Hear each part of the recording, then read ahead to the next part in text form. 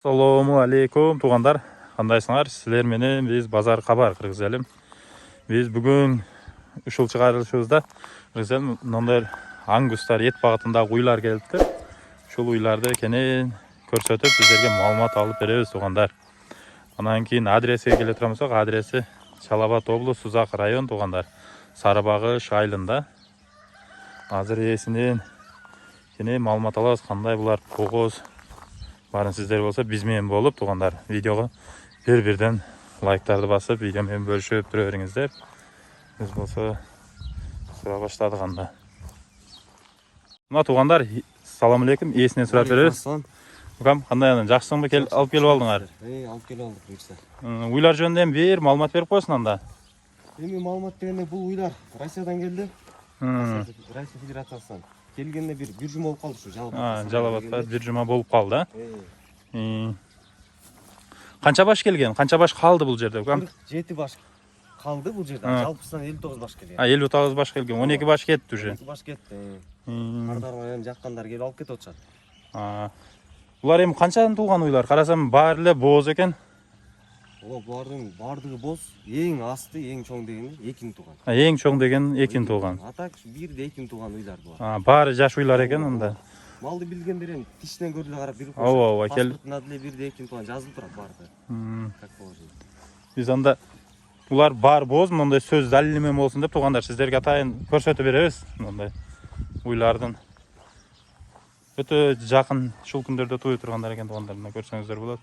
Жакта желиндерин таштап уже баары аңгуска түшүнгөндөр. Эми бул туган Россиянын кайсыл жеринен келип калды бул? Россия Саратовдон келди. Саратовский область. Саратовский областынан келди. Анда бул уйларды эми бизге алып келип атасыңар. Эми биздин уйлардан ашыкчалык эми президентибиз айтат, сандан сапатка түшүш керек деп. Ошо кандай артыкчалыктары бар? Ошонун жөнүндө бир айтып берем. Эми бул негизи порода Абердин ангуска порода деп коет. Абердин ангуска породасы асылында негизи эт багытындагы порода.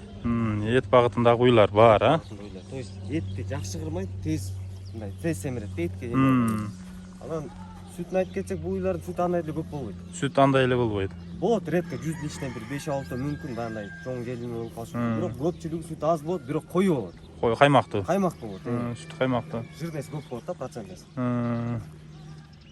Анан негизи өзүбүз бул аңгустарды бир 5 жылдан ашык кармайбыз официалдуу түрдө. 5 жылдан ашык ооба. Айыл чарба министрлигинен каттоодон өткөнбүз. Документи бар жогу бар. Баардыгы жакшы, өзүбүз деле булар кармайбыз уйлардычы. Жайлоо чыгат, как положено. Эч кандай немеси жок. Коркунуч жок, ооба. Суукка аябай чыдамдуу болот. Суукка. Ысыкка да чыдамдуу болот. Суук, ысыкка, ооба. Чыдамдуулугу.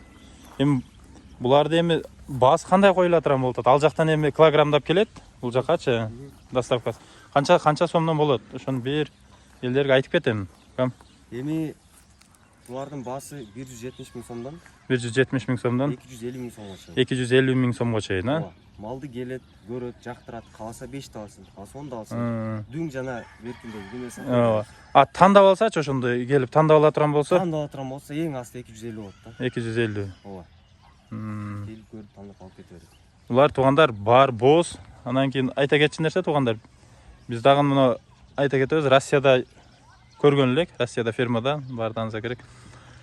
Тугандар, анан бул уйлардын сенден атайын сурап алайын. Бул уйлардын бир күндө биздин уйлар 300 граммдан эт алат экен, вес кошот экен. Булардыкы 1 килограммдан ашык кошот дейт. Ошол кандай?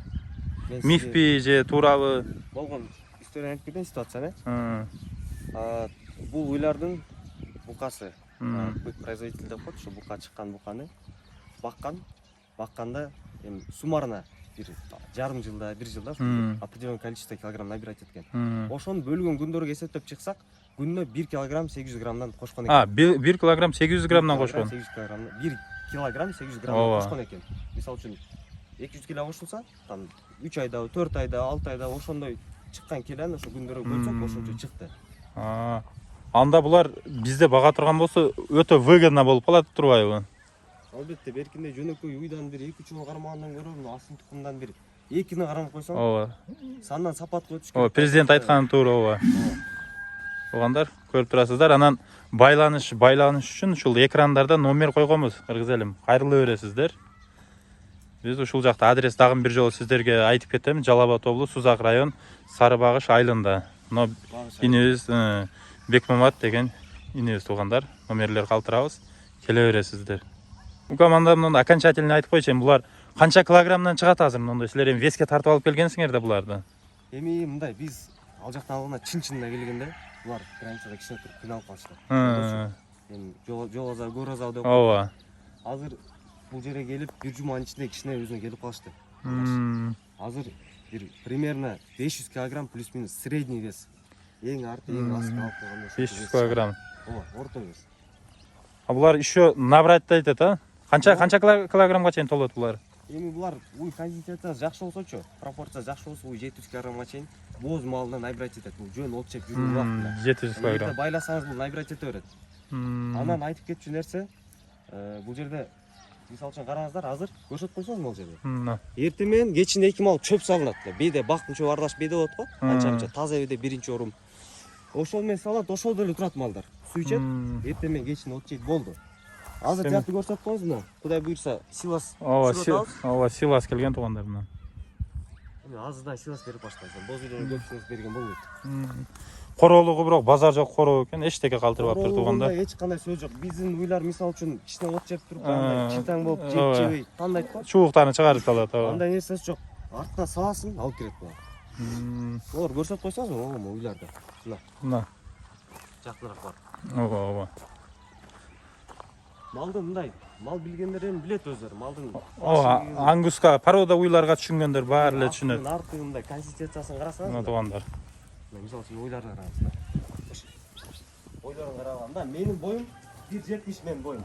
1.70.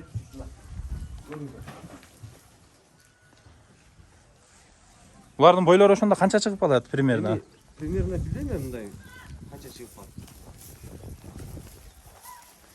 Бул айтыңызчы канча чыгып калат? Сен боюң 1.70 дедиң. 1.73 примерно. 1,5 метрдей бар экен да булар. Астылары сизде чыгып калат. Ооба. Көрүнүп атпайбы? Ооба, жакшы көрүнүп атат. Белиндерин караңыздар, белиндер баары башка. Анан айта кетчү нерсе туугандар, бул уйларды эгер бага турган болсоңуздар, сиздерге эң пайдалуусу булар кара эт дейт го бизде. Кара эт көп алат да, бизди уйларга окшоп мындай жир көп болуп кетпейт булардыкы. Май көп баспайт. Ооба, май баспайт, ошон үчүн Google'га кирип текшерип да көрсөңүздөр болот. Эт багытында эти өтө таза болуп эсептелинет туугандар. Мына желиндерин көрсөтүп койсоң. Ооба, мына баары туайын деп калган туугандар. Көрсөңүздөр болот. Ооба. Баары бооз экен. Келе бересиздер туугандар. Мына номерлер калган. Анын арасында 1-2 мондер швейцтерде аралашып жүрөт. Швейцтерде бар. Ойлоп аласың, булар аралашып эме болуп өткөн деп. Жо. Таза кандай швейцтерде бар. Мына туугандар. Бекмамат, сенин номериң болот а? Сага чалып Номерим жиберет. болот, WhatsApp связь номерим бар. Ооба. Номер экранда турат туугандар. Кайрыла Мен бересиздер. айтып та коеюн номерди. Айтып да коебуз. 0709 001 555. 709 001 555. Связь номер, WhatsApp номер чыга бересиздер. Туугандар.